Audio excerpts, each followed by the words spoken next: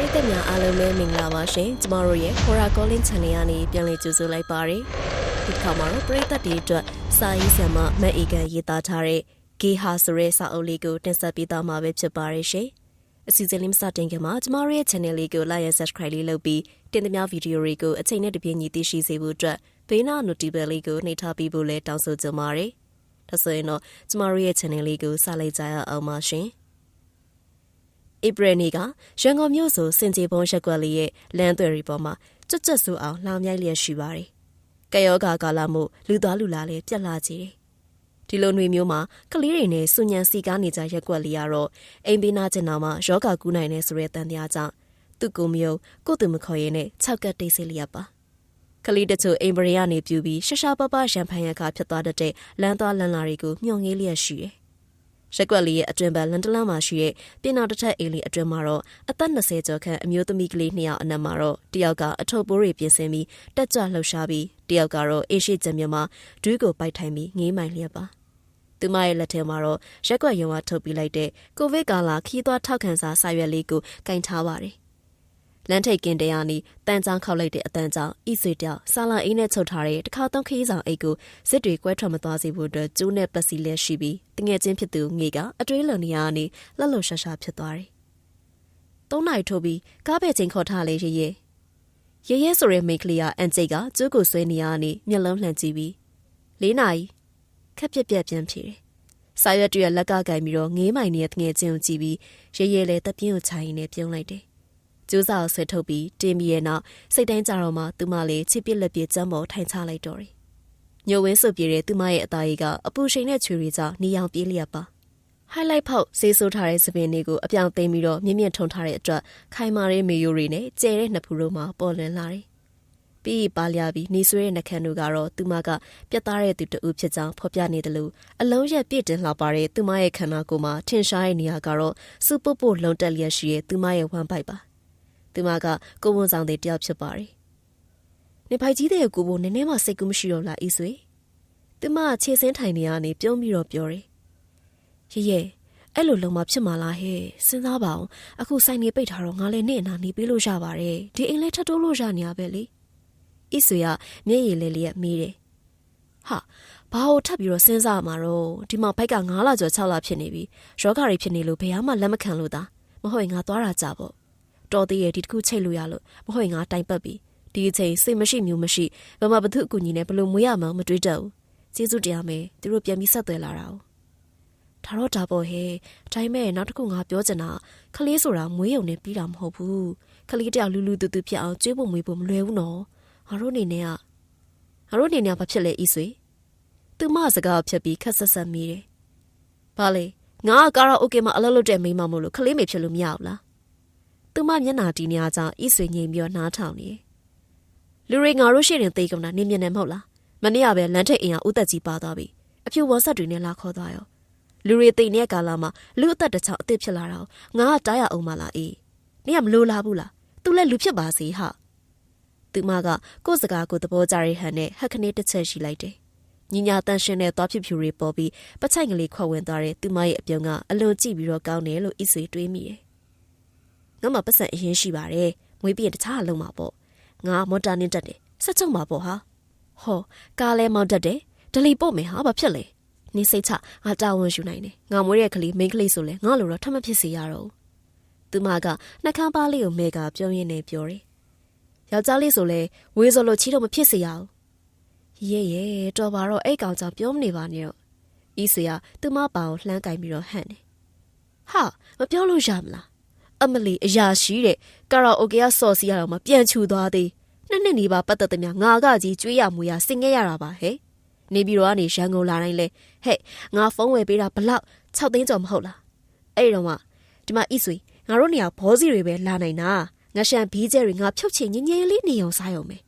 ါပေမဲ့ငါဘဲကောင်ထဲမှာဆရာကတ်တာထုံးစံမရှိဘူးတန်တရားရှိတဲ့လူမုံနဲ့အာယုံနောက်တယ်တင်းကိုရေရှည်ဆိုပြီးပတ်သက်လိုက်တာချစ်လို့ဟဲ့ငါချစ်လို့သူမအတန်ကျလာတာကြောင့်ဤဆွေကလက်ညှိုးလေးထောင်ကအတန်နှိပ်ဖို့အတွက်အမူအရာပြတယ်။အိုး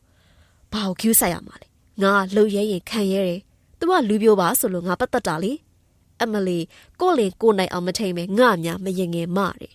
ကနိုင်ကအစင်နဲ့ဟာမများဆွဆွဆွဆွဲ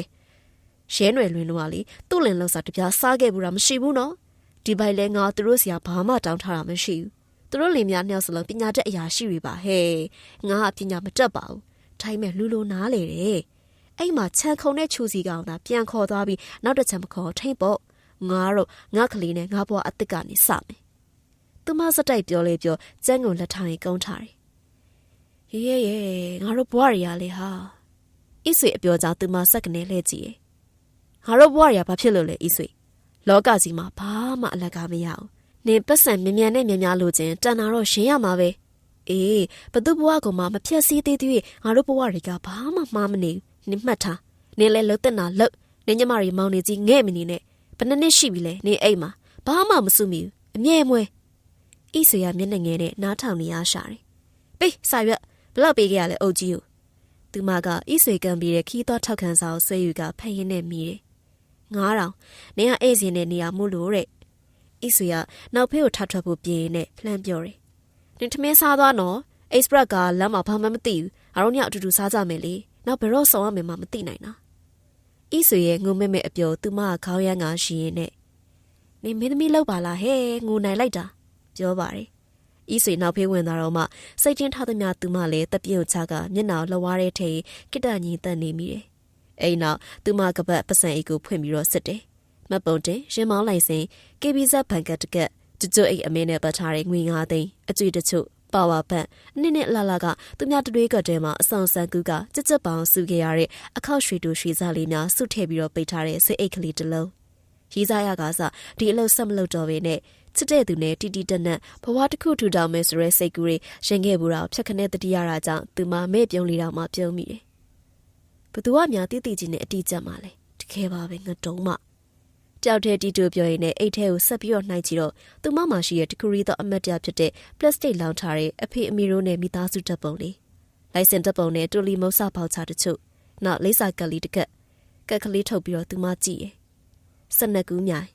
ခုတ်900မဲကိုဝန်ဆောင်များအတွက်ကုသိုလ်ဖြစ်ခေဟာညောင်ရွှေမြို့နယ်ရှမ်းပြည်နယ်တောင်ပိုင်းမကြထုတ်ကြည့်နေရကြောင်းအလွတ်ရနေတဲ့လိပ်စာကိုသူမတေးကြစေဖို့အတွက်နှုတ်ကရွှတ်လိုက်ရင်ကဲ့ရဲ့အနောက်ဘက်မှာရှိတဲ့ဖုန်းနံပါတ်တွေကိုလှည့်ပြီးတော့ကြည့်မိပြန်တယ်အဲ့ဒီချိန်မှာပဲဝမ်းထဲကနေဒုက္ခနဲ့လှုပ်ရှားမှုကြောင့်သူမကိုကိုင်းပြီးဘိုက်ကိုလက်နဲ့ပိုက်လိုက်တယ်။ရှူစိတ်လှုပ်ရှားနေပြီလားကလေးရေအမေတို့ခရီးထွက်ကြမယ်လေအမေကအမြဲကယူဆိုင်ပြီးချစ်မှာတိလားမကြောက်နဲ့နော်အမေရှိရဲ့ခုနကတော့မှတိတ်ငယ်ချင်းတရားခံစားနေရတဲ့နုံဖက်ဖက်သူမနှလုံးသားကဒီတက်ရှိကလေးကိုငါဝမ်းနဲ့လွယ်ပြီးထားရတယ်။ငါမှရှံမမွေးနိုင်ဘလို့နေရှာမလဲဆိုရဲကာကွယ်လူစိတ်မမြင်ခင်ကတော့မှမျက်နှာစိတ်ကြောင့်နိုက်ထရိုဂျင်မှုတ်သွင်းတဲ့ကားတိုင်ရလိုမျိုးတောင့်တင်းကြွရွာလာတယ်။ကလေးလေးရဲ့အိပ်ပါကွယ်မမေပုံပြောမယ်နော်။စားပွဲပေါ်တဲ့အရက်မကွက်မောင်သူရနေတဲ့တိတ်တိတိုးနေတဲ့ဘိုက်ကိုသူမလက်ဘွားနဲ့ပူရင်တက်သမျှမှတ်သမျှသားချော့တေးပေါင်းစုံနဲ့နှုတ်ကနေတွတ်ချော့ရှာတယ်။ပလတ်စတစ်ပုံကတစ်ပုံဆာလာအိတ်ကတစ်လုံးလက်ကစ်ကတစ်လုံးကြောပွေးကလွှဲထားတယ်ဒီမှာချင်းအောင်ပါပြီနော်ရပြီစုံပြီသူမကအထုပ်စစ်ပြီးတော့ပရိုဘော့တက္ကစီရဲ့နောက်ဖုံပိတ်ချလိုက်တယ်။ကားကိုကင်ထားတဲ့လက်ကိုသူမကစပရေးဖြန့်ပြီးမတ်ကိုမေးအောက်ဘက်ကိုဆွဲပြီးအနေထားပြန်လိုက်တယ်။အမလီရဲဦးလေးလာပိတ်ပါမယ်မပေါ့မပါနဲ့။တက္ကစီသမားကစီးနေကြသူမို့လို့သူမတို့နဲ့ရှင်းပြီးသားပါ။သူမတို့အလုပ်သဘောသိပေမဲ့လည်းမဆက်စုတက်တဲ့သူအနေထိုင်ပျော်ပရီမလုပ်တတ်တဲ့သူမို့အမြဲတုံ့ပြတဲ့ကားသမားဖြစ်ပါတယ်။ဤဆိုရချောင်းဝန်းတော့ခတ်ပြီးသူမလက်မောင်းလာတွေ့တယ်။သူမက face ကြီးရောက်မှတတ်ထားသေးတယ်။ညသားကားရဲဝင်ထိုင်ရင်လည်းဘေးကိုပတ်အသားမှာပဲဟာသွားပါပြီသူမရဲ့အတန်ကြောင့်ဤဆွေရောကသမားပါသူမရဲ့မျက်နှာဝိုင်းကြည့်ကြတယ်ဟဲ့ဘာလဲငါဖနှက်ပြတ်သွားပြီဤဆွေရအန်အော်ရဲ့အတန်နဲ့ဟဲ့မနေ့ကမှ online လာပို့တာမို့လားအဲ့ဒါအေးလေဟာနှမျောလိုက်တာနေကိုအဟောင်းမဲသွားပြန်စီတော့မယ်သူမပြောဆူဆူနဲ့အိမ်ထဲပြန်ဝင်မယ်ပြူတာကိုကားဆရာကြပြကြရနဲ့ဟဲ့ရဲခီးဝဲသွားကနေနောက်ကျမပြန်ကောင်းဘူးဟာလမ်းမှာဝယ်ပြီးတော့စီးလိုက်တော့နမိတ်နမာရီမယုံလို့မရဘူးညီတို့ဘာမှနားမလဲပါလားတားပါတယ်သူမအယုံကြည်မရှိပေမဲ့အငင်းမပွားလိုတာကြောင့်ခေါင်းကိုသာညှိပြပြီးဖက်နဲ့အပြက်ကိုခြံတကားရှိချခဲ့ပြီးခြေပလာနဲ့ကားပေါ်တက်လိုက်တယ်ကားဆရာကနောက်မှန်နေသူမကိုကြည့်ရင်တမုတ်တွေရတယ်မဟုတ်လားရသွားဆန်းဟဲမပေါ့မပါကြီးနဲ့ပြောပြနာကြောင့်သူမမတ်အောက်ကနေအွန်းလို့သာပြန်ပြောလိုက်တယ်အဲ့နောက်မှာတော့ပရိုဘောက်ကားလေးကစင်ကြေပုံးရက်ကွက်ကနေလမ်းမကြီးအဲ့ရနေအဝေးပြေးကွင်းရှီယာစီဥတီပြီးတော့မောင်းနေလျက်ပါတ တက်ချိုဟဲ့တက်ချိုခဏထပါအောင်ဟဲ့ကတင်ဘေးမှာရှက်ပြီးတော့လေတန်နဲ့နိုးနေတဲ့စိတ်မရှိရတဲ့ဟန်နဲ့ဖြူဖြူအေးကတက်ချိုလက်မလှက်ခါလိုက်တယ်မဖြူအေးဘာတော့တက်ချိုကအိမ်မော်ဆုံးမနဲ့မျက်လုံးအတင်းဖွင့်ကထထိုင်နေငါဘိုက်ထဲကရှိပြီးနားလို့ဟဲ့ညနေကအတို့စားတာများသွားတယ်ထင်တယ်အလေးသွားချင်လို့လိုက်ခဲ့ပေးပါလားဖြူဖြူအေးကတော့နေစိလာစီကိုဝန်တဲ့ဖြစ်တဲ့အပြင်လူကလည်းအနေငယ်ဝါတာကြောင့်ကိုဝန်စီးကြိုတက်နေတဲ့အတွက်စေးတောက်နေရတဲ့သူပါနာမည်နဲ့လိုက်စွာဖြူဖွေးတုတ်ခဲနေရအောင်မှဘိုက်ကပါကော်လန်နေတဲ့အတွက်သူမရဲ့ပုံကပြန်တက်လူမီးပုံပြန်နဲ့အဟုတ်တူလာတယ်လို့တက်ချူကတွေးနေတယ်မဖြူအေးရဲ့အလေးသွားချင်တာများကျမလာနှိုးနေသေးရဲ့သွားပေါ်မီးလဲလာနေရဟောက်တက်ချူကတစ်ချက်တန်းဝေလိုက်ရင်းနဲ့ပြောပါတယ်ဟဲ့အရောအိမ်သားပြည့်နေလို့မနဲ့မှလာစုံပါလေသွားလို့တော့ရတာပေါ့ဟာရှင်လို့ပါဟဲ့အဲ့ဒါဟိုစပူဆောင်ဘက်ကအိမ်သားသွားမှရမယ်ထင်တယ်လိုက်ခဲ့ပြီးပါဟဲ့ဖြူဖြူအေးစကားကြောင့်တက်ချူအိတ်ချင်စိတ်ပြေးသွားတယ်မဖြူအေးဘင်းနဲ့ပြောလိုက်တာလေဒီချင်းကြီးအမရဲ့မဟုတ်တာလှုပ်ပြီကျမတော့မပေါ့မပါရီနဲ့အမရဲ့တခုဆိုဘလို့လုပ်မလဲအိုးအမအိုးနဲ့သွားတာမနဲ့ကြမ်းမသွန်လိုက်တက်ချူကမျက်နှာပြက်ပြီးတော့ညင်းပါတယ်ဟာအခန်းနဲ့နတ်စောကုံမှာပေါ့လာပါဟဲ့ငါဖျားတရားမြဲပါတယ်ဘာမှမဖြစ်ပါဘူးငါအလေးသွားပြီးချက်ချင်းပြန်လာမှာပဲဟာနေကြငါတကားဖွင့်ပြီးသွားပါမယ်ဟဲ့လှုပ်ပါမဖြူကြီးဆရာမကြီးတီအဆုခိုင်းရမယ်နော်အမကလည်းသိရသားနဲ့တက်ချွာသဘောတူပေမဲ့လေလိုက်မပို့ရင်အိုးရဲသွားချလိုက်ရင်တော့အခုညအနန္တဆိုရင်နဲ့အိတ်နိုင်တော့မယ်မထင်ဘူးလိုက်ပို့ရင်လည်းစပူဆောင်ဖြတ်ရအောင်မယ်အော်ငါနဲ့ကို့ဘာသာကိုအိတ်နောက်တင်းလို့ပြီးဒုက္ခပေးပြီသူမတိုးတိုးလေးရေရွမိရဲ့ဟဲ့တက်ချူလာလေဟာနေရလေဘိုက်ကိုပိုက်ပြီးတော့အခန်းတကာကိုဝင်ကော်ရီတာပေါ်ထွက်ဖို့အတွက်ပြင်နေဖြူဖြူအေးကိုကြည့်ပြီးသူမခေါင်းရှမ်းပြီးတော့ထမေကိုရှင်ကောင်းပေါ်တင်ဝစ်ပြီးတမီးကိုင်ရင်နဲ့အခန်းထဲကနေဦးဆောင်ပြီးတော့ထွက်လိုက်တယ်သူမကကိုဝန်လှနုသေးတာကြောင့်ဖြူဖြူအေးထက်တော့ပုတ်ပြီးတော့ဖြက်လက်မြန်ဆန်နေကော်ရီတာမှာထွန်းထားတဲ့လေးပေမီးဆောင်အယောင်ကြောင့်သူမတို့အဆောင်ကနေစပူဆောင်ရှိရာအင်ကြီးဘက်ကိုသွားတဲ့လေးပေကန်ကျဲတဲ့ကွန်ကရစ်လန်လျာအတန်ငယ်လှမ်းတဲ့အထိလင်းလျက်ရှိပြီးတော့တစတစအမောင်တွေကိုတိုးဝင်သွားပါတယ်လမ်းဆောင်မှာတော့တတန်းနှစ်တရာမကပြီးဖြစ်တဲ့ဟော်နန်းဖြစ်ခဲ့မှုတဲ့ AOG ကလာဆန်းစနေရဲ့အလင်းပြပြအောက်မှာတပတ်ကြီးတကောင်ငုတ်တုတ်ထိုင်နေတဲ့အလားရှိနေအဆောင်နဲ့အိမ်ကပေနေရခန့်လှမ်းနေအင်ကြီးရဲ့အောက်ထက်ကတော့အုတ်တက်ကပြင်ဆင်ပြီးတော့စပူဆောင်ဖြစ်အသုံးပြုခြင်းဖြစ်တာကြောင့်သူနဲ့တွဲလျက်ရေချိုကန်အင်သားနှလုံးအရှင်ကထမင်းချက်ကြီးနေခဲ့တဲ့အိတ်ခမ်းတစ်ခမ်းလည်းရှိပါတယ်သူမတို့အဆောင်နေလှမ်းခြင်းတော့စပူဆောင်နဲ့အိတ်ခမ်းကြားလန်ကူကလေးမှာထွန်းထားတဲ့တန်စတင်မီသည့်အဝါလေးကိုလှမ်းပြီးတော့မြင်နိုင်တယ်အဆောင်ကနေထွက်တာနဲ့နှွေလင်းကြီးအောင်ဝိကနေတိုက်တယ်။ရှမ်းတောင်မှာဧပြီလလေကောင်မှာဖြစ်တဲ့လီယာလေးမြမြလေးအင်းနေစေပါ။မိမိဇာတိအပြေမှာဒီလိုလမျိုးအဝတ်တောင်မှကတ်နိုင်မှာမဟုတ်တလို့တက်ချူသွေးလိုက်မိရဲ့။ဖြူဖြူအေးကတော့တက်ချူရဲ့နောက်ကနေဘိုက်ကိုလက်တစ်ဖက်နဲ့ပိုင်ရင်လက်တစ်ဖက်ကသူ့မလက်မောင်းဆဲပြီးတော့ပါလာတယ်။အဆောင်ကမီးရနဲ့မြင်ရသလောက်ရှောက်ခဲ့ကြပြီးတော့လက်တစ်ဝက်ခန့်မှာကြောင်အော်တန်လူကြားတာကြောင့်တက်ချူကခတရက်ပြီးတော့ဓမီကိုထွန်လိုက်ပြီးဘေးဘီဝဲရအောင်လှည့်ပတ်ပြီးတော့ထိုးကြည့်လိုက်တယ်ထောပတ်ပင်နေနဲ့ခုံနှံတချို့လွဲပြီးဘယ်အရာမှမရှိပါဘူး။ချန်ဝင်းကြီးကပစင်းရင်ွယ်အတန်းတပေါပကတိညင်တက်လျက်ပါ။ဘာလဲရင်ဖြူဖြူအေးရကောင်းကိုဘေးညာရမ်းကရှာရင်းနဲ့မီးတယ်။ကြောင်အော်တန်လားလို့အမကြားလား။ဆရာမကြီးကြောင်ကြီးဖိုးပါများလား။ငါတော့မကြားပါဘူး။တက်ချူကဓမီကိုပြန်မပိတ်တော့ပဲစပူဆောင်ဆက်လျှောက်သွားတယ်။နေပါအောင်ဟဲ့နေရလေမြန်လိုက်တာ။ဖြူဖြူအေးရတော့ကကနဲ့ပြေးလိုက်တယ်။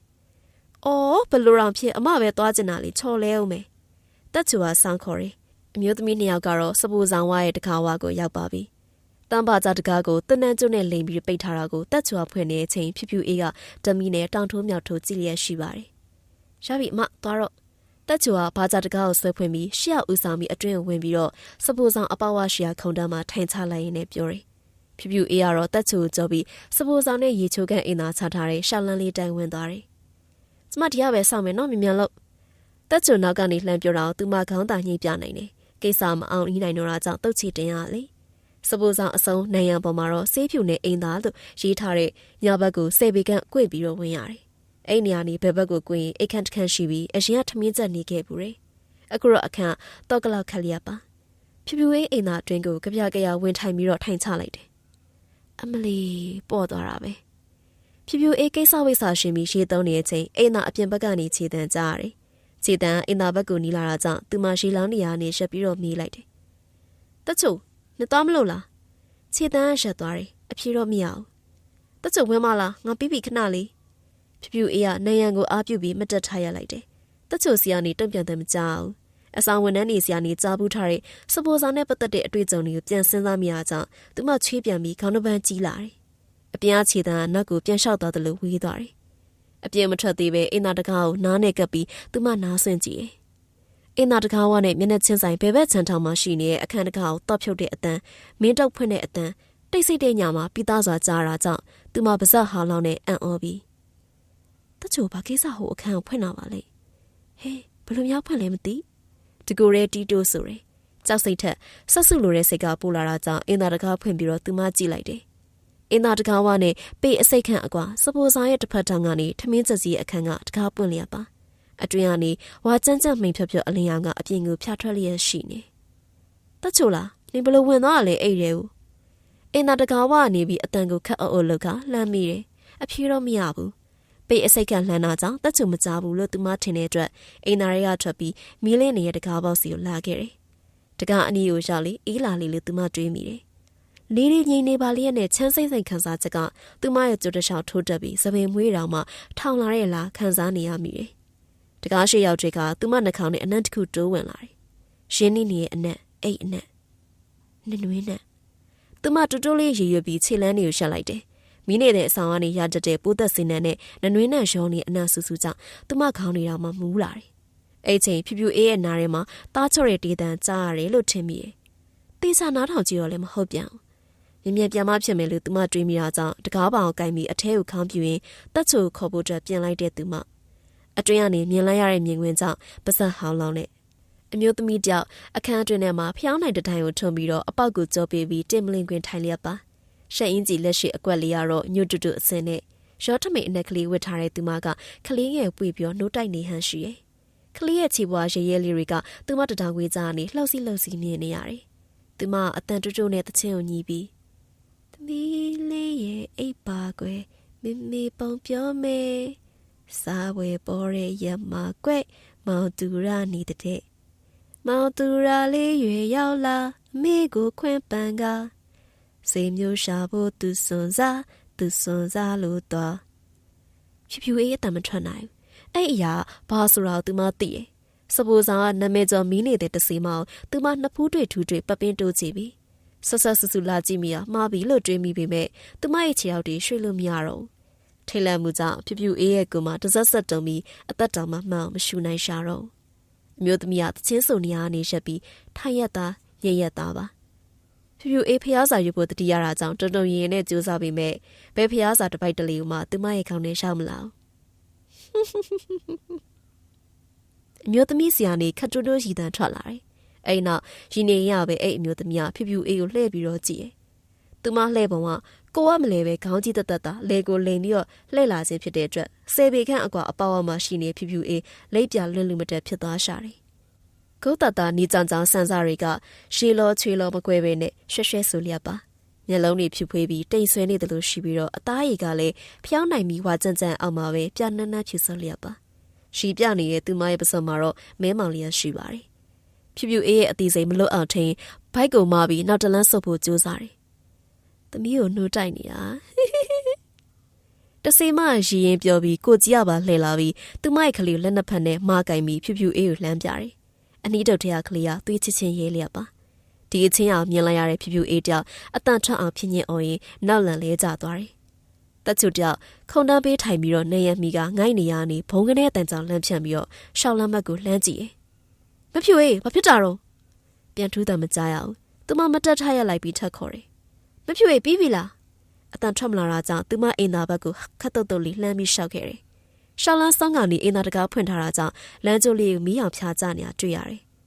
တက်ချိုလမ်းကျိုးလေးကိုဘယ်ဘက်ကို꿰ဝင်အင်သာကတော့ဟောင်းလောက်ပွင့်ပြီးမီးရဖွင့်ရတာဖြူအေးတော့မရှိဘူးသူမအထိတ်တလန့်နဲ့ဘေးညာလှည့်ရှာတယ်အင်သာနဲ့မျက်နှာချင်းဆိုင်ထမင်းချက်ကြီးအခန်းတကားရှိမှာအပုံလိုက်လဲကျနေတဲ့တံတစ်ခုကိုမြင်လာကြောင့်သူမတုံတုံရင်နဲ့ဓမီကိုထွန်းလိုက်တယ်မဖြူအေးဟဲ့အမဘလို့ဖြစ်တော့ဟောတော့သတိပါလက်နေပြီအမဖြူအေးတက်ချိုကအတန်းလှုပ်ပြီးတော့ခေါ်တယ်အဲ့ဒီချိန်မှာပဲမဖြူအေးအောက်ပိုင်းကိုသူမရဲ့အကြည့်ရောက်တဲ့ခါမှာတော့မလီသွေးတွေစိမ့်ကုန်ပြီဒုက္ခပါပဲလာကြပါဦးမဖြူအေးရဲ့ပေါင်မှာသွေးတွေကရွှဲအိုင်လျက်ပါတက်ချိုအတန်ကိုအော်တယ်အမခဏနေဦးနော်ကျမလူသွားခေါ်မယ်အမတောင့်ထားညီးတန်တသေးထွက်လာတဲ့မဖြူအေးကတော့တက်ချိုပြောရင်ထားခဲ့ပြီးလာလန်းအတိုင်းအဆောင်ဘက်ကိုပြန်ပြေးပါတယ် လာကြပါဦးမဖြူအေးချော်လဲကြလို့သွေးတွေစိမ့်ကုန်ပြီဆရာမကြီးတက်ချွေရဲ့အတန်ကတိတ်ဆိတ်တဲ့ညာကိုကင်ပြီးတော့လှုပ်နိုးလိုက်တဲ့အလားဆူရှာစွာအဆောင်နဲ့တစ်ဖက်ကနှစ်ထပ်အိမ်တို့ကမိတချို့ပွင့်လာတယ်လိမ့်စာနဲ့လွဲနေရဲ့ဗျအမရွှေညောင်ထီးလေးလန်းဆောင်ကဝင်မှာအမတော်ကျင်နေစီကိုရှောက်မှာအိတ်ကြီးဟာတောင်ကြီးမြို့နယ်ထဲမှာညောင်ရွှေမှာမဟုတ်ဘူးလိုက်ထရကားသမားကရှေ့လျားစွာနဲ့ရှင်းပြတယ်သူကမတ်တက်ထားတာတကြောင်ဒေတာကန်အတန်ဝဲတာတကြောင်ကြောင့်ပြောလိုက်သမျှအလုံးစုံကိုရင်းရွယ်လင်းကနားမလဲပါဘူးတေးကြတာကတော့သူမ express ပေါ်ကနေဆင်းတဲ့နေရာလွဲသွားပုံရတယ်အဲ့ဒါဆိုလဲဘလို့ပဲဖြစ်ဖြစ်အဲ့ကိုရှင်ပို့လို့ရတယ်မို့လားကားသမားလေးကသူမတစ်ချက်မော့ကြည့်ပိုက်တလုံးနဲ့တီရှပ်ပေါ်ကနေဟူဒီအပားလေးဆိုပြီးတော့စပတ်နဲ့ဂွင်းတို့ဖက်နဲ့ဟားလိုက်ဖောက်ထားတဲ့စပင်ကိုမြင်းမိချီပြီးကြော်ဝအိတ်ကိုပကုံးတစ်ဖက်လွှဲထားတဲ့သူမရဲ့ပုံစံကအလုံးမဲနွမ်းနေနေရပါရှားပါရဲ့ဗျအမကာကပူကုံမှာဆိုလို့ပါ1000ခွဲတော့ပေးရလိမ့်မယ်သူကဆိုတယ်ရတယ်သွားမယ်နားကျင်နေပြီဘိုက်ကိုလညိုးထုတ်ပြရင်းနဲ့သူမကပြောတယ်မတ်တက်ထားတာကြောင့်မျက်နှာတစ်ဝက်ကိုမမြင်ရပေမဲ့မျက်ခုံးထူထူအောက်ကကားသမားရဲ့မျက်လုံးတွေကရိုးသားဟန်ရှိရဲ့လို့သူမတွေးလိုက်တယ်ယောက်ျားပေါင်းများစွာနဲ့ပတ်သက်ခဲ့ရတဲ့သူမို့မျက်လုံးတွေကိုသူမကောင်းစားဖတ်တတ်ခဲ့ပါပြီကားသမားခေါင်းကိုညှိပြီးသူမရဲ့အထုပ်ပိုးတွေကိုကားနောက်ခံကိုတဲတင်ပြီးတရေကျိုးတွေနဲ့တိုင်းတယ်ရပြီအမကားသမားရှေ့ကန်တကားဖွင့်ပေးပြီးလမ်းဘေးမှာထိုင်နေသူမကိုခေါ်တယ်တညာလုံးမအိပ်ရသေးတဲ့အပြင်သူမထိုင်ရတဲ့ခုံကနောက်ကိုလည်းလှန်လို့မရခဲ့တာကြောင့်အကျော်များဆိုင်ပြီးတကူလုံးလေးလံလျက်ရှိရကြောင်းပလက်ဖောင်းပေါ်ဖင်ချထိုင်ထားရကနေရုတ်တရက်မထနိုင်ဘူးကားသမားသူမစီရှောက်လာပြီးလက်တစ်ဖက်ကမ်းပြီးတယ်သူမတစ်ချက်မောကြည့်လိုက်ပြီးခေါင်းကိုရှမ်းကသူ့လက်ကိုလှမ်းဆွဲလိုက်တယ်တမန်တွေထွေးတဲ့သူရဲ့လက်မှာအားအင်းနေနဲ့တူရဲတစုံတရာသူမရဲ့တကူလုံးဖြတ်ပြီးတော့စီးဝင်သွားတယ်လို့သူမခံစားရလိုက်တယ်သူမမတက်ရနိုင်တာနဲ့သူကလက်ကိုလှလိုက်ပြီးဘေးရသာကြည့်နေသူမကားစီလျှောက်သွားပြီးရှေ့ကမ်းမှာဝင်ထိုင်နေသူကနောက်ကနေကပ်လိုက်လာပြီးကားတကောက်ပိတ်ပေးလိုက်တယ်အဲ့နောက်ရှေ့ကနေပတ်ပြီးဒရိုင်ဘာကုန်းမှာဝင်ထိုင်ပြီးစက်ကိုနှုတ်ပြီးတော့မောင်းချလိုက်ပါတယ်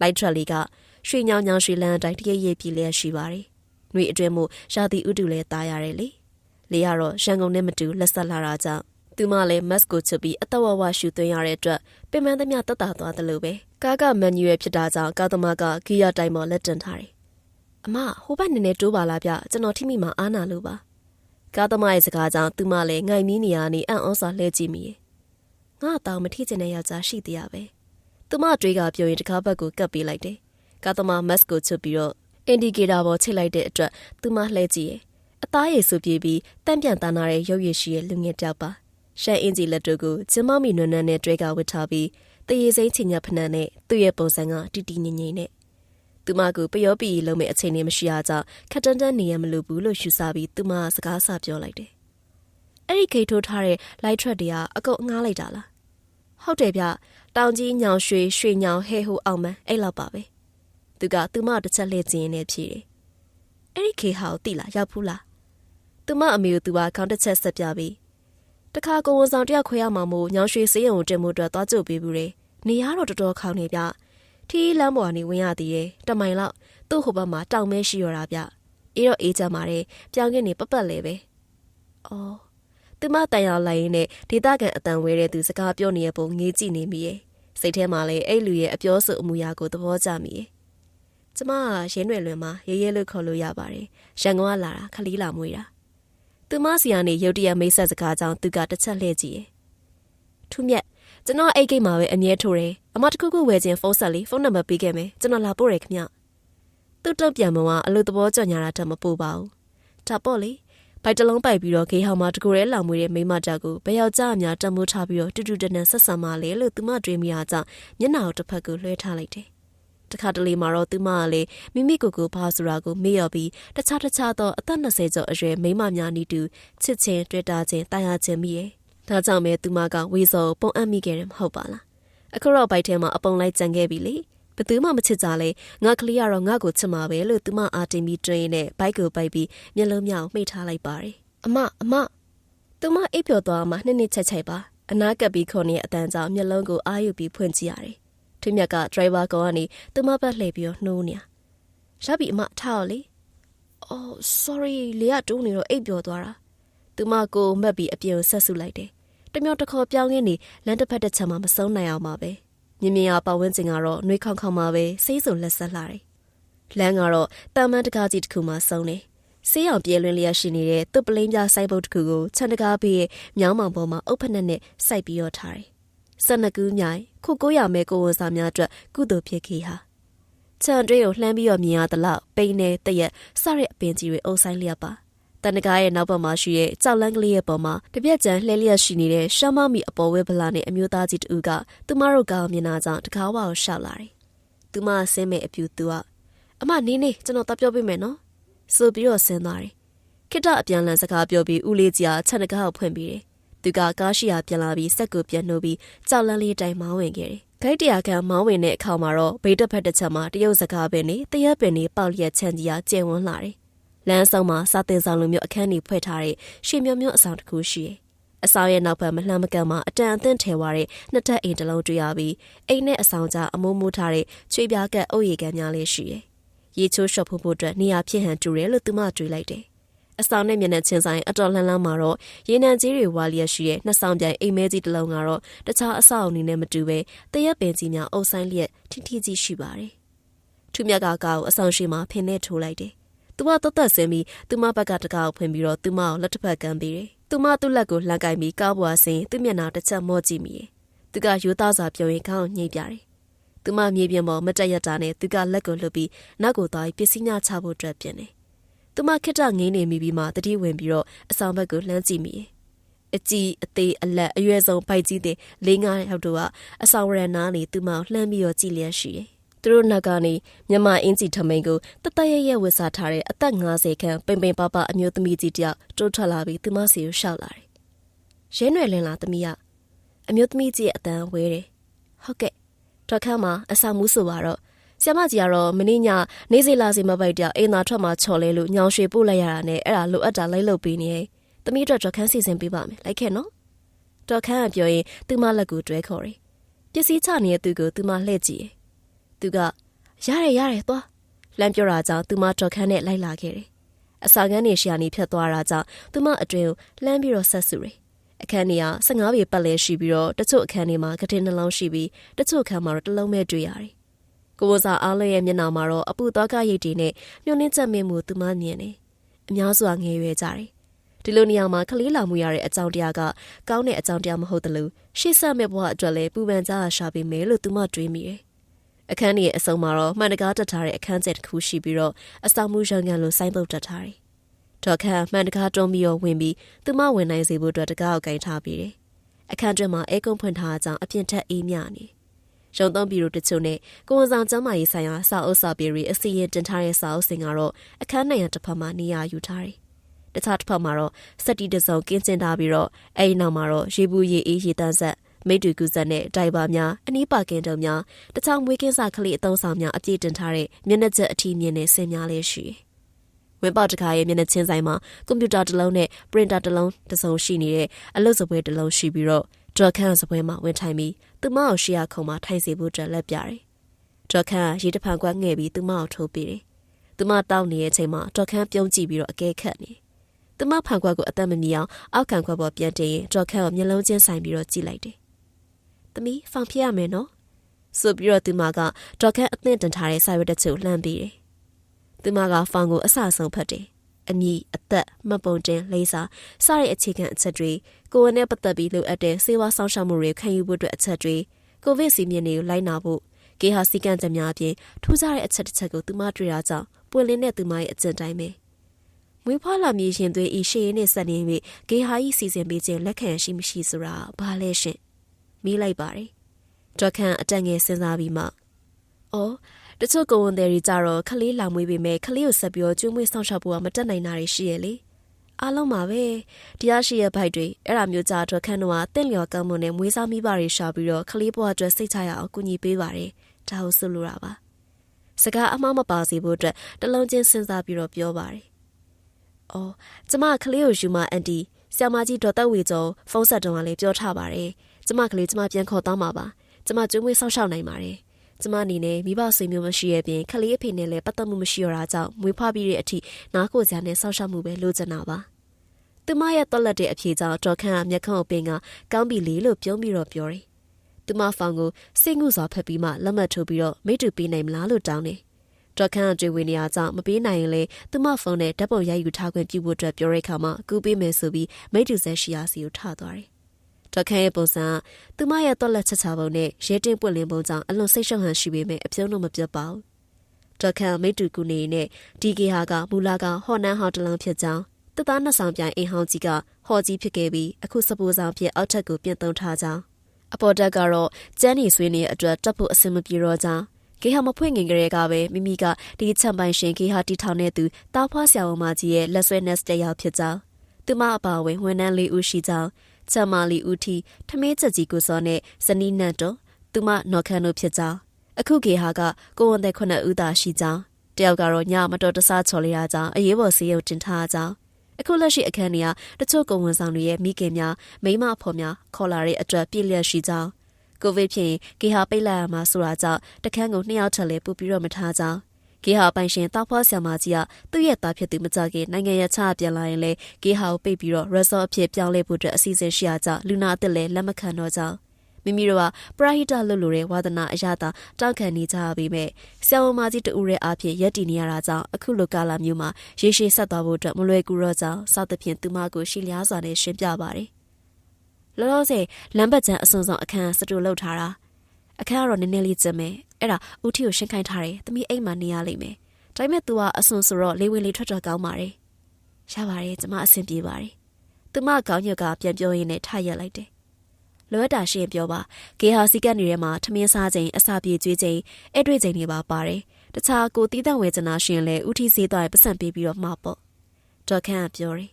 သူမပြောပြီးတော့ဟုတ်ကဲ့ကျမလက်ခံပေးရကျေးဇူးပါပြောပြီးတော့လှည့်ထွက်ခဲ့တယ်ကားသမားပတ်စံမရှိရသေးဘူးသူပြုံးတာကိုလေသူမနောက်ဆုံးတစ်ခါဖြစ်ဖြစ်ကြည့်ချင်သေးရဲ့သူမနောက်ကျောကြည့်ရင်နဲ့ကြံခဲ့တဲ့ဒေါ်ခန့်မျက်နှာပေါ်မှာအတိတ်ပဲဖော်ရခတ်တဲ့အပြုံးတော့သူမသတိမထားခဲ့မိပါဘူးအခန်းလေးကဆယ်ပေပတ်လေခန်းသားရှိပေမဲ့တေချာလေးလှဲကျင်းထားတဲ့အပြင်ဗရင်းပေါက်3ပေါက်ပါရှိရာကြောင့်အလင်းရောင်ကောင်းစားရတယ်။တယောက်အိတ်ကရင်တစ်လုံးပေါ်မှာမှုရအပါလေးတစ်ချက်ခင်းထားပြီးစပွဲတစ်လုံးကလတ်ထိုင်နဲ့တစ်ဖက်ထောင်မှာတော့4ပေ6ပေကလေးတက်စင်တစ်စင်ရှိရဲ့။သူမရဲ့ပစ္စည်းတွေဦးထီနဲ့ထူမြတ်ကအခန်းထဲထည့်ပေးထားတယ်။ကျေးဇူးပဲနော်ပင်ပန်းသွားပြီ။သူမကြောပိုးအိတ်တရားပတ်စံနိုင်ရင်နဲ့အခန်းပြင်ဝရဏမှာရက်နေတဲ့သူလှမ်းပြောလိုက်တယ်။ရပါတယ်အမကိစ္စမရှိပါဘူး။သူမ1000တန်2ချက်ကိုသူ့ကိုလှမ်းပေးလိုက်တယ်ခဏလေးနော်သူကဘောင်းမီအိတ်ထဲကတရေခောက်ပစံအေးလေးကိုထုတ်ပြီး9000ပြန်အန်းတယ်ဟိုမအမ်းမနဲ့1000ခွဲမကပါဘူးခီးရပစ္စည်းရလဲတည်ပေးရသေးတယ်သူမညင်းတယ်မဟုတ်တာပဲကျွန်တော်1000ခွဲနဲ့ကျင်တယ်လို့လိုက်လာပဲဟာနောက်ပြီးအမဆရာကျွန်တော်ပုံမြူပြရစီနဲ့သူညင်းနေအောင်သူမငေးကြည့်နေမိရဲ့ရောက်ပါအမဒီမှာလူသူဝေးတယ်ပတ်စံအဖို့အကုန်မခံပါနဲ့သူကသူမလက်ကိုစက္ကနဲဆွဲပြီးတော့9000တန်ကိုထည့်ပေးရဲ့အိမ်နောက်သူမမျက်နှာတစ်ချက်စိုက်ကြည့်ပြီးပတ်စံအိတ်ကိုဘောင်းမီနဲ့ထိုးထိန်ဝရဏလီကနေဆင်းသွားတယ်။သူ့နောက်ကျော်သူမလိုက်ငင်းနေရုတ်တရက်တတိရတဲ့ဟန်နဲ့ဖုန်းနံပါတ်မပေးရသေးဘူး။လှမ်းអော်လိုက်တဲ့ချိန်သူကလည်းနောက်ပြန်လှည့်ပြီးတော့ဖုန်းနံပါတ်ယူထားလိုက်အောင်လေလှမ်းပြောတယ်။စကားတိုက်ဆိုင်သွားတာကြောင့်သူမဟဟပပရှိမိရဲ့။သူကပြုံးပြီးတော့ကြည်နေ။အိမ်နောက်ပြန်တက်လာပြီးသူမကိုကလေးတစ်ခုပတ်စံအိတ်တရားနေထုတ်ပြီးတယ်။သူမလှမ်းယူပြီးဖတ်နေတဲ့ချိန်သူကပြန်ဆင်းပြီးကားပေါ်တက်သွားတယ်။တော်ပြီမယူဆိုင်နော်သူကလှမ်းပြီးနှုတ်ဆက်တာကိုသူမဝရဏတိုင်ကိုမှီရင်းနဲ့ပြုံးပြလိုက်တယ်။သူကကားကိုကျင်လည်စွာကိုယ်ရင်းနဲ့မောင်းထွက်သွားတယ်။မျက်စိရှာနေပျောက်သွားတဲ့အထိလိုက်ငင်းနေပြီးကမှသူမလက်ထက်ကက်ကလေးကိုပြန်ပြီးတော့ငုံကြည့်လိုက်တယ်။ကိုထူးမျက်နှာတောင်ကြီးညောင်ရွှေညောင်ဟဲဟိုအောင်ပန်းကားငါဝန်ဆောင်မှုသူ့လက်ကိုဆွဲကင်ခဲ့ရတဲ့အချိန်ကနှွေးထွေးမှုကသူမတသက်ဘဲယောက်ျားစီကမရခဲ့ဘူးတဲ့ခံစားမှုဖြစ်ပါတယ်။ခလေးဖေဝေစောကရောင်မှမြင်ပန်များတာကြောင့်တွေ့တာခဲ့တာကလွဲလို့သူမအခုလိုရှင်မခုံခဲ့ဘူး။သူမလိုမိမကတမအာစီဝါလောက်ကင်စားတောင်းနေတဲ့ယောက်ျားပြူတယောက်ကိုရှင်ခုံခြင်းကိုရိုင်းနာကြားမဲ့အကြောင်းတရားဖြစ်လာခြင်းအောင်မဲလို့တွေးပြီးရှင်ထဲမှာလှိုက်ခနေနာတယ်။အခန်းထဲဝင်လာပြီးဖုန်းကိုကြည့်တော့ဣဆွေစီကနေမစ်ကောများစွာတကယ်ချင်းကိုစိတ်ပူနေရှာမဲ့ဣဆွေမျက်နှာမြင်အောင်ပြီးသူမပြုံးမိတယ်။တာယာရဲ့ဒီနေရာအစ်စ်ကြောင့်မြောင်းလာတဲ့ဂီဟာစီကက်များကြောင့်အိမ်နောက်ထို့လူအကြောင်းဣဆွေပြောပြရပေအောင်မယ်။သူမအိယာပေါ်တစောင်းလေးအသာလဲပြီးဣဆွေကိုဖုန်းခေါ်လိုက်တယ်။သူမလမ်းလျှောက်နေရှောက်ရည်သားနေရလူကတော့ပေါ့ပါလွန်လာတာကြောင့်လေမာလွင်းလျက်လွတ်ထင်မိရလေညာကျဲအောင်လိုက်အောင်ကြောင့်မှားလုံးတယ်လို့မဆိုတော့မြေသားလန်းလေးရဲ့တစ်ဖက်တစ်ချက်မှာပုံနေရိပ်ချုံတွေစီလျက်ရှိပါတယ်လမ်းပြီးဝဲရကတော့အပင်ကြီးများစွာမြင့်မာစွာပတ်လျက်ရှိပါတယ်ဒီလမ်းကိုနေလေကွန်ကရစ်လမ်းလို့ထင်မိသေးရဲ့ဒါပေမဲ့မသေးကြဘူးရုတ်တရက်အနက်တစ်ခုကအာယုံနဲ့တိုးဝင်လာတာကြောင့်သူမလမ်းလျှောက်ရာကနေရှက်လိုက်မိတယ်မ မွေးကြိုင်ပြီးထုတ်ဤပြီးတော့နှွေးထွေးလက်ဆက်တဲ့ရနက်စနကူပန်းနဲ့အနံကမြေသားလန့်ဆောင်နှစ်ဆောင်မြိုင်တသားအင်ကြီးရှိရာနေလာချင်မှာသူမတတ်လန့်ပြီးအိမ်အနီးကိုကတ်ခဲ့တယ်မြေလန်းအိမ်ကိုပက်ပြီးတော့နောက်ဘက်ကိုကိုယ်ဝင်သွားတဲ့အတွက်လမ်းခေါ်ရအတိုင်းသူမဆက်ပြီးတော့ရှောက်လာတယ်အိမ်နောက်ဘက်မှာတော့စနကူပင်ကြီးပေ20ကျော်ခန့်ရှိပြီးအကိုင်းတွေအောက်ကိုကုတ်ကြပြီးဖဖဝေလျက်ရှိတာတွေ့လိုက်ရတယ်ညနေထမင်းလာစားတဲ့အချိန်တော့ဒီအပင်မတွေ့ခဲ့မိဘူးလို့သူမထင်မိရဲ့ရုတ်တရက်ထမင်းစားခဲ့တဲ့စပူဆောင်တတိယမိအားကြောင့်သူမနောက်ကိုပြန်ကြည့်ရဲ့သူမရှောက်လာခဲ့တာကစပူဆောင်ရောက်တဲ့လမ်းဖြစ်ပေမဲ့အိမ်ကြီးရဲ့နောက်ဘက်ရောက်တဲ့အထိစပူဆောင်သူမမမြင်မိဘူးဘလို့များမျက်စိမှောက်ပါလေလို့သူမတွေးနေတဲ့အချိန်စနကူပင်ရှိရာနေစကားပြောတဲ့နေကြအကြောင်းရှေ့အနှင်းငယ်တိုးလာတယ်ယောက်ျားမိန်းမဆုံးတဲ့တွေ့စနကူပင်ရဲ့အောက်မှာရက်ပြီးတစုံတစ်ခုကိုငင်းခုန်လျက်ရှိတာကိုပြာရည်ရဲ့လာရောင်အလင်းရောင်နဲ့သူမတွေ့တယ်သူမရက်တဲ့နေရာနဲ့ပေးအစိတ်ခန့်သာကွာတော့တာကြောင့်အမျိုးသမီးကကိုဝန်ဆောင်တယောက်ဖြစ်ကြောင်းသိတာလာတယ်အမျိုးသားတော့လူလုံးလူပန်းမထွားကြိုက်မိမဲ့ချုံမော့ရဲ့အသွင်ပြင်ရှိရဲ့အတန်တူတူနဲ့ကြိတ်ပြီးတော့ပြောဆိုနေကြတာကြောင့်အကြောင်းအရာတော့သူမမသေးခွဲပါဘူးငင်းခုန်နေရတဲ့အမျိုးသမီးကရုတ်တရက်ရှိုက်ငိုတာကြောင့်အမျိုးသားပွေ့ဖက်ပြီးတော့နှစ်သိမ့်နေအဆောင်ကကိုဝန်ဆောင်တယောက်အဲ့တွေ့ချိန်မဟုတ်ဘဲနဲ့သက်ဆိုင်သူနဲ့လာပြီးတော့ချင်းတွေ့နေခြင်းဖြစ်မယ်လို့သူမတွေးလိုက်မိတယ်သူတစ်ပါးရဲ့ကိုရေးကိုရာမို့ဆက်ပြီးရကြည့်နေဖို့မသင့်တော်ဘူးလို့ယူဆတဲ့အတွက်သူမလာရလန့်လှည့်ပြန်မှုပြန်နေအဲ့ဒီချိန်ကြောင်အော်တန်လိုကြားမိအားကြောင့်သူမရက်ပြီးနားကိုဆွန့်ထားလိုက်တယ်ဒါပေမဲ့အဲ့ဒါတော့ကြောင်အော်တန်မဟုတ်ခလေးငိုတန်မှာညအချိန်မတော်ခလေးပုတ်ဆနာဘေးရများငိုတယ်လေလို့သူမဘေးညာလှည့်ပြီးတော့ကြည့်ရဲ့အဲ့ချိန်သူမရဲ့တကူလိုစက်သိန်းတွေတပြင်းပြင်းထားပြီးခေါင်းတွေလေးလန့်လာတယ်ခလေးငိုတန်ကတော့သူမရဲ့နောက်ဘက်ကလာကြမှာသူမကကြောက်တတ်တဲ့သူမဟုတ်ပေမဲ့ညအခါအပြင်ဘက်မှာတကူရဲရှိနေတဲ့အချိန်ဘယ်မှမသိတဲ့ခလေးငိုတန်ကတော်ရုံလူတော်မှရင်ထိတ်စီမှမလွဲဘူးလေသူမစိတ်ကိုလျှော့ပြီးအသက်ကို4-5ကလောက်ရှူသွင်းရှူထုတ်လုပ်ပြီးနောက်ကိုစက္ကနဲ့လှည့်ကြည့်လိုက်တယ်မြင်လိုက်ရတာကကိုယ့်မျက်လုံးကိုတော့မယုံနိုင်ဘူးခုနအဖော်အမျိုးသားနဲ့ငင်းခုန်လျက်ရှိနေအမျိုးသမီးကစနကူးပင်အောင်မှာတူးရဲရက်ပြီးတော့မွေးကင်းစားအနီးထွေးနဲ့ခလေးကိုပိုက်ပြီးသူမကိုဆူဆူဆက်ဆိုင်ကြည့်လျက်ရှိနေအဲ့အမျိုးသမီးရဲ့မျက်လုံးတွေကအဝေးရအောင်မှတောက်ပြောင်လျက်ရှိရဲ့ရှေ့အင်းစီအကွက်လက်ရှိရောထမိန်အနံနဲ့သူမရဲ့အသွင်ကလူမားဖို့မရှိဘူးအဖော်အမျိုးသားကတော့အရေးရောင်တော့မတွေ့ရတော့ခုနတော်မှပူဖောင်းပြီးတော့နေစေလာစိနေပါသူမရဲ့ဘိုက်ကမိနစ်ပိုင်းနဲ့မှပဲချက်ရက်လျက်ရှိနေစနကူးပင်အောက်ကရက်ပြီးတော့မျက်နှာတင်နဲ့သူမကိုကြည့်လျက်ရှိနေတဲ့အိတ်ကလေးအမေအောင်ဘာတူလဲတွေ့လျပြီးပြည့်ပြည့်လှပတဲ့မျက်နှာဂုတ်ထောက်လောက်ရှိမဲ့စံစနီညိုညိုတွေဖြူစွတ်တဲ့အသားရည်နဲ့ဒီမိန်းမကအသွေးမွေးတန့်ပြန်ချုံမောကြောင်လာရောင်နေတော်မှတိတာလာတယ်ဒီမိမငယ်လေးကညနေရထမင်းစပွဲမှာအနီးကပ်တွေ့ခဲ့တဲ့အဆောင်မှာရှိရဲ့ကိုဝန်သေးတွေကမဟုတ်ကြတော့သူမသေးကြတယ်။သူမကြောင်ရင်းနေတဲ့အမျိုးသမီးကနှက်ခမ်းလှုပ်ယုံတစုံတစ်ခုကိုပြောတယ်။ခလန်းလန်းဖြစ်နေပေမဲ့အနားနောက်ကပ်ပြီးတော့ပြောတဲ့အလားစကားအဆုံးမှာရှိုက်တန်ဟင့်ကနေဦးတော်မှာပြီးသားစွာသူမကြားလိုက်ရတယ်။ငါအသက်ရှူလို့မရဘူး။ရဲရွယ်လွင်တယောက်ချွေးစည်းတွေပြန်ပြီးတော့တကူလုံးတုံရင်ပြီးနိုးလာတယ်။အိမ်မက်ကတော့ပြီးသားထင်ရှားလာတဲ့အတွက်စနကူးပင်အောက်ကအမျိုးသမီးရဲ့အတန်အခုထိတိုင်းတော့မှကြားနေရတယ်။သူမရဲ့စိတ်ထဲမှာထင်မိရဲ့လေမအိတ်ခင်ကထိုင်းတရေကားဟာတာကကြည့်မိလို့များစိတ်ဆွဲပြီးအိမ်မက်တင်မက်နေပြီလားလို့တွေးမိတာကြောင့်ချွေးတရွှဲရွှဲနဲ့သူမတကူရဲရှိမိရဲ့ပရင်းပေါက်တွေအလုံးပိတ်ထားတာကြောင့်အခန့်အိုက်ဆက်ပြီးတော့လှောင်လျက်ရှိနေတဲ့အတွက်သူမလည်းဘိုက်ကိုပိုက်လျက်ထားပြီးတော့ခေါင်းရပရင်းပေါက်ကိုဖွင့်နေအခုမှပဲလေအေးကလေးတစ်ချက်ဝေပြီးတော့ဝင်လာတာကြောင့်လန်းဆန်းသွားတဲ့အောင်ခုနထိတ်လန့်စပွဲအိမ်မက်ကလည်းသူမရဲ့ခေါင်းထဲကနေပျောက်သွားတယ်ဘိုက်ထက်ကလေးငယ်လေးကတော့သူမရဲ့အစာအိမ်ကိုတုတ်တုတ်ကန်လျက်ရှိတာကြောင့်သူမလည်းပြုတ်အံ့ကျန်လာတယ်အသင်းထည့်ထားတဲ့အိယာဘေးကရေဘူးကိုဖွင့်ပြီးတော့လီတာဝက်ခတ်တောက်ချလိုက်မှပဲအနှဲငယ်တက်တာသွားတရားရှိတယ်။ပြီးမှစီးသွားခြင်းခတ်ပေးအောင်မယ်။ဇပွဲပေါ်ချထားတဲ့နိုင်ကိုလှမ်းပြီးယူကြည့်တော့မနက်3 နာရီ။မနေ့ကနေ့လယ်မှရောက်တာကြောင့်အခန်းထဲနေရာချရေမိုးချိုးပြရဲ့ချိန်ညနေစာကျွေးရဲ့ချိန်မှာအန်ကိုက်ကြတာကြောင့်ခြံတွင်းပါဝင်ခြင်းဆက်စုဖို့သူမအချိန်မရခဲ့ဘူး။အဆောင်စီကတ်မှာလည်းအဆောင်ရေချိုကန်အိမ်သားနဲ့ချမ်းရှိအဝင်လမ်းမှာအပလှဲ့လေသွားလောက်ခဲ့မရှိဘူးလို့ဆိုတာကြောင့်သွားချိန်ရရင်တော့မှသွားစရာတော့များများမရှိလောက်စပူစာကတော့ညအချိန်ဝင်ထွက်သွားလာခြင်းမပြုဘူးလို့ဆိုတဲ့အတွက်ပလက်ထိုးရတဲ့3မိနစ်အိုးကလေးတစ်လုံးနဲ့ခောက်ဆဲကြောက်ဖြစ်စေကြက်ဥဖြစ်စေဝယ်ထားမယ်လို့သူမတွေးလိုက်တယ်ညနေထမင်းစားတဲ့ချိန်ကအဆောင်လေးကိုဝန်တဲ့အနက်ထဲမှာတက်ချိုဆိုတဲ့ပကိုးသူတယောက်သားသူမကိုတွတ်လက်လက်လာပြီးတော့မိတ်ဆက်တယ်တက်ချိုကတော့အသားညိုညိုပိမ့်ပိမ့်ပပအရက်ရှိပြီးတော့စကားပြောရှိမွန်ပြီးချိုကြီးရဲ့မျက်နှာပေါက်ရှိတာကြောင့်အဖော်တော့ရမယ်လို့သူမထင်တယ်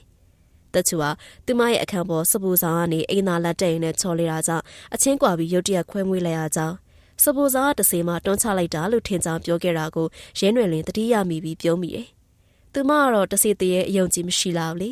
ခတထိုင်နေပြီးခလေးလေးငြိမ်သွားအကြောင်းပြန်အိပ်ဖို့အတွက်သူမလည်းမှုရပေါ်လှဲချလိုက်တယ် မိုးလင်းရင်ဒေါ်ခန်းညွှန်ကြားထားတဲ့အတိုင်းအထရာဆောင်းရိုက်ဖို့ညောင်ရွှေမြို့ရဲကိုသွားရမယ်။ဟိုလူကာကိုပဲလှမ်းပြီးခေါ်မယ်လို့တွေးပြီးသူမရဲ့ထဲမှာတမျိုးတမီလေးနှွေးသွားတယ်။ပြန်ရင်တော့မယ်ဆုံးဖြတ်ပြီးကိုလူးလွန်ပြီးနေသားကြောင်သူမပြန်လိုက်တယ်။သူမမျက်စိမပိတ်ခင်ဘယ်ရအခန်းထဲဝင်လျက်ရှိနေမှမသိရဲ့ပြက်လဲလဲပစင်းရင်ခွဲလေးတစ်ကောင်ကခေါင်းရင်ပရင်ပေါက်ကပြန်ထွက်သွားတာကိုလည်းမြင်လိုက်မိတယ်။ဟယ်လိုကိုထူးမြတ်နောင်လားအမလားအော်မှတ်မိရလားကျမအတန်မှတ်မိပါတယ်ဘာလို့ပြရမလဲအမကျမညောင်ရွှေမြို့ရဲကိုအထရာဆောင်းရိုက်ဖို့အတွက်သွားကြလို့ကားအမလားမသိဘူးအော်ကျွန်တော်ကဟဲဟိုးမှာလေးစိတ်ကြိုစရာတော့ရှိရဲ့တခြားကားလှုပ်ပြရမလားအမဟုတ်လားရေဟာမှာခေါ်သုံးနေကြကားတော့ရှိရလို့ပြောတာပဲကျမရှင့်ခေါ်ကြည့်ရပါမအားလဲနေပါစေရရဲ့နော်အော်ဟုတ်ကဲ့ဗျအမအဆင်ပြေတယ်လို့လုပ်လေအမအဲ့ဆိုဒါပဲနော်သူမခက်မြက်မြက်နှုတ်ဆက်ပြီးဖုန်းကိုချလိုက်တယ်ငါ့အောင်တမင်မပတ်သက်ချင်လို့ထင်ပါရဲ့လို့တွေးမိအားကြောင့်မေပြုံးလေးပြုံးမိတယ်ဘလို့ယောက်ျားမျိုးကရောလင်ကောင်မပါတဲ့ဘိုက်တလုံးနဲ့မိမောက်ပတ်သက်ချင်မှတော့အေးလို့သူမတူတူရီရွပြီးဖုန်းကိုဆွဲပေါ်တင်လိုက်တယ်ဂရင်မော်ထိုင်နေရနေထပြီးဘရင်ပေါက်မန်နေမိမိကူကူသူမတေးချလေးလှည့်ပတ်ကြည့်တယ်စူပုံးပေါက်ဘိုက်ကနေလွဲပြီးသူမခန္ဓာကိုယ်ကတင်းရင်အချိုးကျပြီးတော့မလောက်စရာလှပစေပါ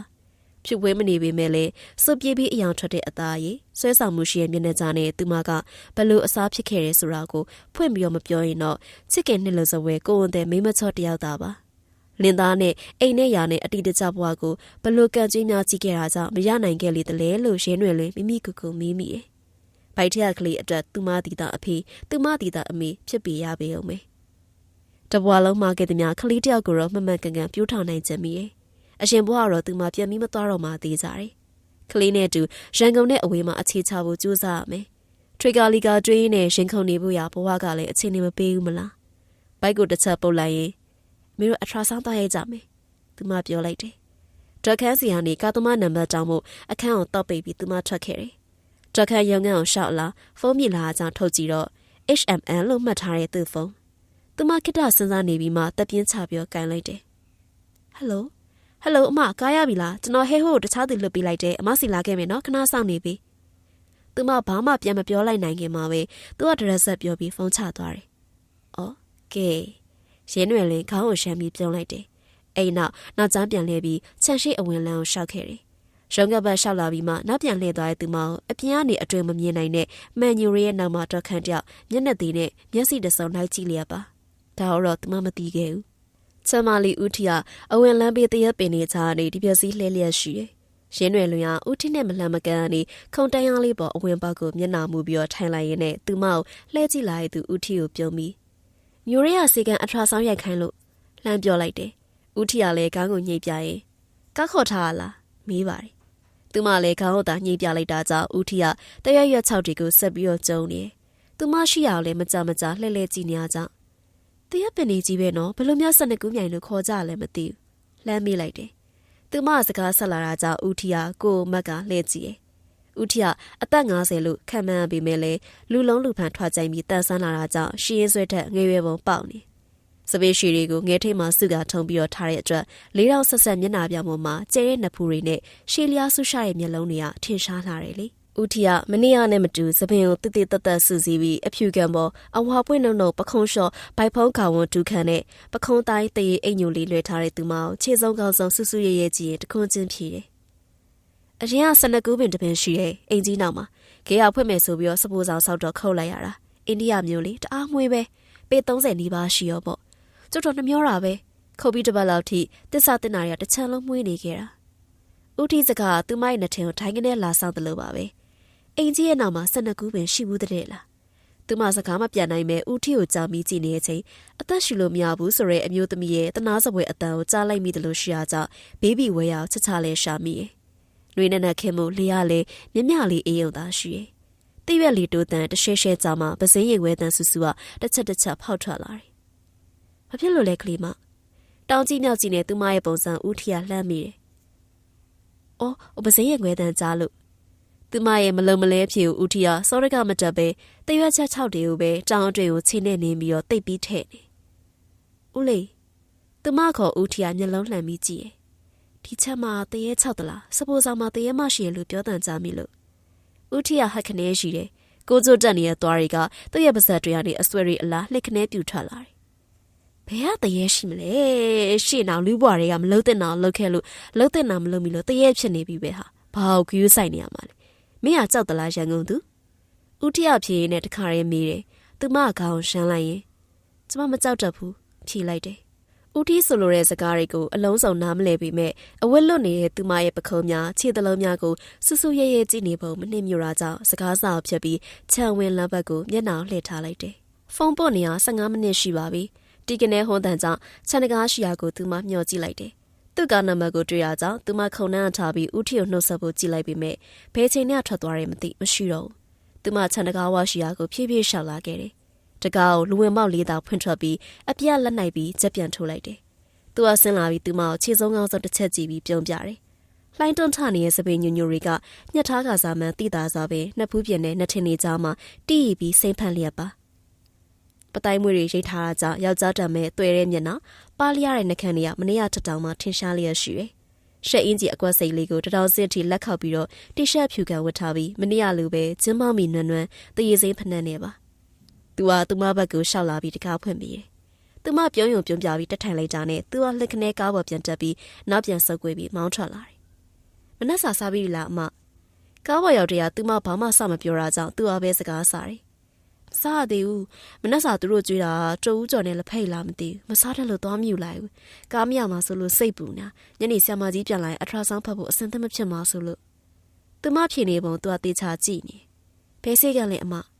သူမအိတ်ကလေးဖွင့်ပြီးတော့ဒေါ်ခန်းရေးပေးလိုက်တဲ့ဂေဟာတစိတ်တုံးပါရဲ့စာအိတ်ကိုထုတ်ပြီးအထက်ကလိပ်စာကလေးတစ်ခုသူ့ကိုပေးလိုက်တယ်။အော်အဲ့အထူးကူစေကတုံကင်ယူရတယ်။အရင်သွားလိုက်လေအမတုံကင်စားရင်လည်းတစ်ခုခုစားပေါ့။သူမကခေါင်းသာညှိပြလိုက်ပြီးစာရေးလေးကိုပြန်ထည့်လိုက်တယ်။နေရတာအဆင်ပြေရဲ့လား။သူကဆက်ပြီးတော့မီးတယ်။ပြေပါတယ်ဝယ်စားလေးတော့ရှိရဲ့။သူတို့ကဈေးညပေးပုံစံဆိုတော့ကျမလိုအပ်တာကိုဘာသာပဲဝယ်လိုက်တော့မယ်။တချို့ကုံဝန်တွေကတော်တော်အဆင်မပြေကြအောင်ထင်တယ်။ကျမတယောက်စာတတတော့လေသူတို့ပို့သုံးရတာပေါ့။ကျမရှင်းပြနေရင်သူ့ကိုလှမ်းကြည့်ရဲ့။အမ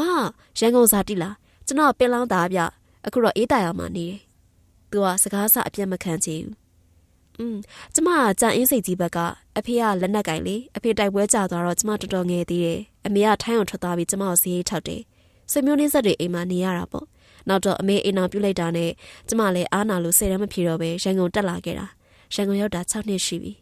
တစိမ့်တယောက်ကိုအမှန်တိုင်းဖွင့်ဟပြောဖို့တက်မရွယ်ခဲ့ဘူးတဲ့မိမိဘွားရဲ့နောက်ကြောင်ကိုသူ့ကိုပြောထုတ်လိုက်မိတာကြောင့်သူမလည်းကိုအံ့ဩနေမိရဲ့သူကငိန်ကနားထောင်နေပြီးတအံ့တအောနဲ့ဒါဆိုအမကရင်ပေါ့အသက်ဘယ်လောက်ရှိပြီလဲစိတ်မဆိုးနဲ့နော်အဆင်ပြေမှဖြေပါမေးပါတယ်သွေးနောက်ပေါ့အမေကဗမာမပါကျမ24ရဲမှာသူမကပြုံးရင်းနဲ့ဖြေတော့သူကဟက်ခနေရှိရင်နဲ့အော်ကျွန်တော်အမမခေါ်နေရငယ်သေးရပဲကျွန်တော်20ခွန်ရှိပြီအော်သူမလည်းအလိုက်ထိုက်ပြန်ပြီးတော့အံ့ဩပြလိုက်ပေမဲ့သူကသူမထက်အသက်ကြီးမယ်ဆိုတော့မနေ့တည်းကသူမသိပြီးသားပါ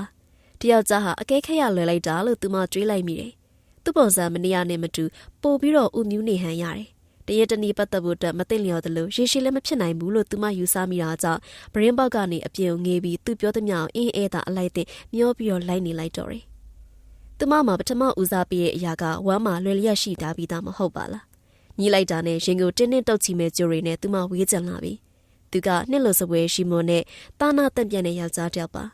သူပြောတဲ့စကားတွေအရာသူ့မှာအမေတယောက်သာရှိပြီးပူပန်စရာလည်းရှိဖို့မပေါ်ပွဲလဲရခဲ့ဟန်တူတယ်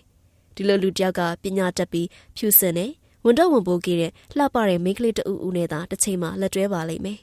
အစိတ်ပင်မတီတီနဲ့ပြိုကျဲချမင်းသူမကဒုတိယမိမိုက်တဲ့မိန်းမသာဖြစ်ပါတော့မယ်နောက်ဒီလူကခေါ်မသုံးပြအောင်တတိထားမယ်လို့သူမဆုံးဖြတ်လိုက်တယ်သူကတော့ဒီဒေတာအကြောင်းအစားတောက်များအကြောင်းရာသီဥတုအကြောင်းသူမကိုကောင်းမောင်းလျက်ပင်စုံအောင်ပြောလာတယ်တစ်ချက်သူမအကြောင်းလဲစကားထောက်ပြီးတော့ဆက်စုတာကိုရင်းရွယ်လင်းတတိထားမိရဲ့အထူးသဖြင့်ခလေးဖေနဲ့အဆက်အသွယ်ပတ်သက်မှုရှိမရှိကိုသိကြမုံရတယ်။သူဝေးဝိုက်မီနေအောင်သူမအသေးရလာတာကြောင့်ခလေးဖေကအိမ်အောင်တယ်မသိရဲ့အတွက်ပတ်သက်မိကြောင်းကိုဝင်ရလာမှမယားကြီးလိုက်လာတာကြောင့်ပြဿနာတက်ပြီးပြက်ခဲကြောင်းအဆက်ဆံလည်းမရှိအထောက်ပံ့လည်းမယူကြောင်းသူမမှာတွေ့တာစရာဆွေးရင်းမျိုးရင်းလည်းမရှိရကြောင်းခလေးကိုလည်းဘယ်ကိုမှမပေးပဲသူမဘာသာကျွေးမွေးဆောက်ရှောက်ပြီးတာမီးညောင်နေမှဖြစ်ကြောင်းသူမအသက်18နှစ်ကလေးက KTV မှာဆက်လက်ကမှကျင်လည်ခဲ့တဲ့မိန်းမတယောက်ဖြစ်ကြောင်းတခါတည်းတဲ့ပဲပြောချလိုက်တယ်ဇလန်းတော်ဒီမှာပြက်ပြီလို့သူမစိတ်တုံတုံချပြီးရေဘူးကိုဖွင့်တိုင်းအပြင်ငေးနေလိုက်တယ်။သူကငြိမ်ပြီးနားထောင်နေနေမှအတန်ကြာမှအသံတီတီနဲ့တလုံးချင်းပြန်ပြောတယ်။ ကျွန်တော်အမေလည်းကျဲခေါင်မှာအလုပ်သွားလုပ်ရင်ကျွန်တော်ကိုဝင်ရလာလေဘသူနဲ့ရတယ်လို့အမေကမပြောခဲ့ဘူးကျွန်တော်လည်းမမေးပါဘူးပတ်ဝန်းကျင်ကကဲ့ရဲ့ပေမဲ့အမေကအမြဲကာကွယ်ခဲ့တာပဲကျွန်တော်တည်တည်ချာချာကျွေးမွေးပြီးကြောင်းထားပေးခဲ့ရလေကောင်းကောင်းနေခဲ့ရပါတယ်အမေတော့တအားပင်ပန်းခဲ့ရတာပေါ့အခုတော့ကျွန်တော်အလေလေအမေကိုအိမ်မှာပဲထားတယ်အပင်နေစိုက်တယ်အင်းကြီးချုပ်တယ်သူကသူမဘက်ကိုတစ်ချက်လှည့်ကြည့်ရဲ့သူမပါဇက်အဟောင်းသားငေးလေးကနားထောင်နေရအောင်မြင်မှရဲရဲကိုမြင်ရတာအမေကိုကြည့်နေရတယ်လို့ပဲအမေငငယ်ကလေဒီလိုရင်ဆိုင်ခဲ့ရတယ်ထင်ပါရဲ့ပြောပါတယ်သူမစကားပြတ်မပြောနိုင်ဘူးဘသူ့ကိုစာနာမှမသိပါပဲမျက်ရည်တွေစွတ်တက်လာတာကြောင့်တစ်ဖက်ကသာမျက်နှာလွှဲထားလိုက်ရတယ်သူကဒက်ရှ်ဘုတ်ပေါ်ကတီရှူးဘူးကိုလှမ်းလိုက်ပြီးသူမကိုကမ်းပေးတယ်ကျွန်တော်ကိုခဲလုံးပတ်သက်လို့ရပါတယ်အမနာပါနဲ့ရဲရဲဘာတွေးနေလဲကျွန်တော်သိရဲ့ကျွန်တော်ခွင့်ရမယူပါဘူးဘာမှပြန်ပေးစရာလည်းမလိုကျွန်တော်အမေတော်ကကုကေအောင်မေးခဲ့တာလေအဲ့လိုမပြောင်းကျွန်တော်ကုနိုင်သလားပေါ့အမနာပါနဲ့ကျွန်တော်လူလွတ်ပါတနေ့တော့အမေစီကိုလိုက်တွေ့စီခြင်းနဲ့အားရရှိလာမှာပါသူကဆိုရယ်သူမကစိတ်မာတဲ့မိန်းမပါအရွယ်ရောက်ကလေးကစိတ်မာနိုင်လုံးမှရှင်သန်နိုင်မဲ့ပတ်ဝန်းကျင်မှာကျင်လည်ခဲ့ရတဲ့အတွက်ငိုခဲပြိုလဲခဲ့တဲ့သူမရဲ့နာမည်ကရဲရဲပဲမဟုတ်ပါလာ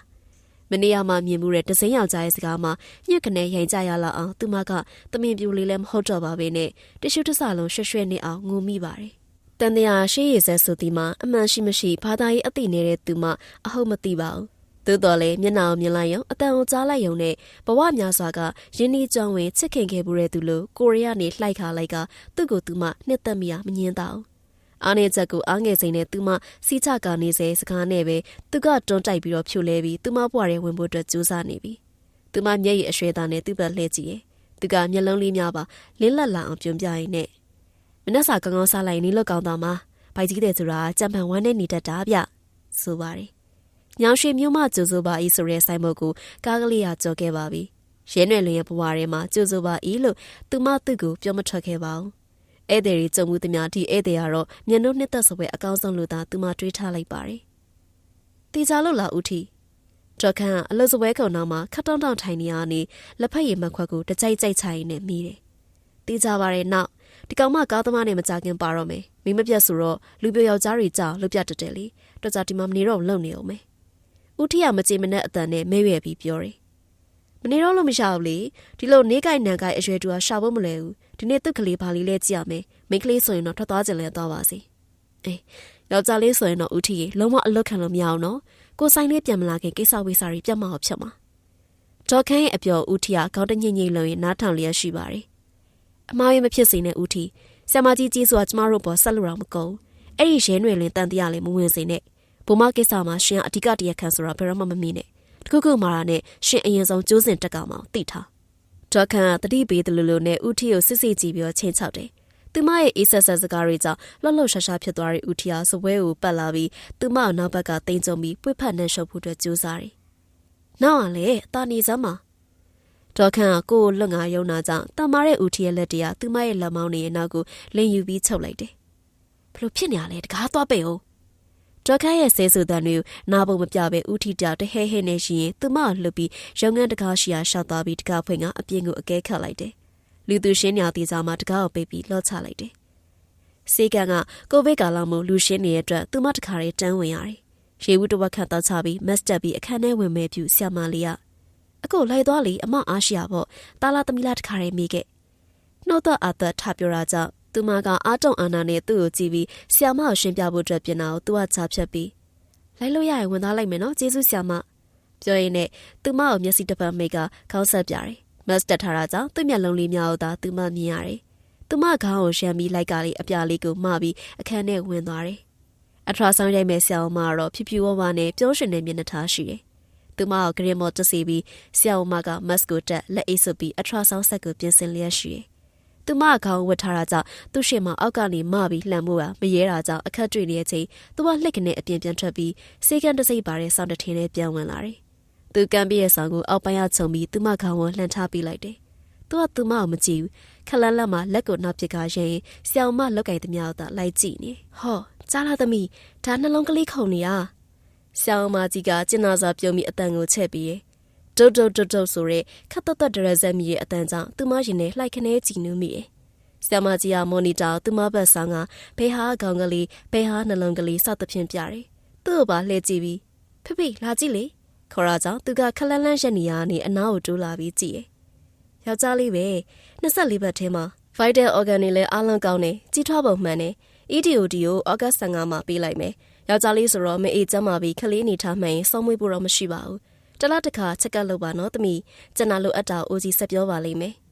ဆရာဝန်မကြီးကကြည်လင်စွာရှင်းပြတာကိုသူမအာယုံစိုက်ပြီးနားထောင်နေတယ်သူကသူမဘိုက်ကခြေများတုပ်ဖို့အတွက်တ िश ူးတစ်ထက်ကိုလှမ်းပေးတယ်ပေါင်များမပေါ်အောင်ခေါင်းဝန်းကိုဆွဲဖုံးပြီးမှစောင်းကိုခွာပြီးပြန်ခောက်မဲ့အပြူသူကလှမ်းယူပြီးအပြင်ထွက်သွားတယ်ကောင်လေးကဂယူးဆိုင်တယ်နော်ကန်ကောင်းလိုက်တာဆရာမကြီးကသူမနှုတ်ဆက်တာကိုမတ်ချွတ်ပြီးပြုံးပြရင်းနဲ့လှမ်းပြောတယ်ရှင်ထဲမှာဒိတ်ကနေခုန်တက်လာတဲ့ဝမ်းသာတယ်လို့အားနာတယ်လို့နှမျောတယ်လို့ခံစားချက်ကြောင့်သူမမအီမလဲပြုံးရင်အပြင်ထွက်ခဲ့တယ်သူကလူနာဆောင်တဲ့ခုန်တန်းရမှာလက်ပိုက်ကထိုင်နေသူမရဇက်စာအေယူငွေရှင်းလုံနေအောင်ကြည်လျက်ရှိတယ်သူမကိစ္စပြီးသူ့စီကိုရှောက်လာတော့သူမတက်ထရပြီးလိုက်လာတယ်ကောင်းပေါ်တထိုင်ပြီးမတ်ကိုချွတ်လိုက်ဘာလို့မဟုတ်တာကြီးလုံနေရလဲ